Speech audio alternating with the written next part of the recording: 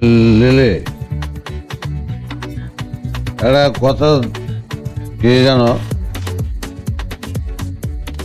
মালের উপরে কোনো মাল নাই।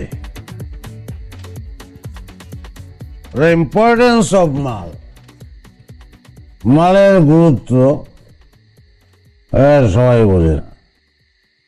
জগতে জগতে মাল ছাড়া বহুত দূরের কথা, গাছের পাতা নো মুভ, গাছের পাতা মাল মাল লাগে।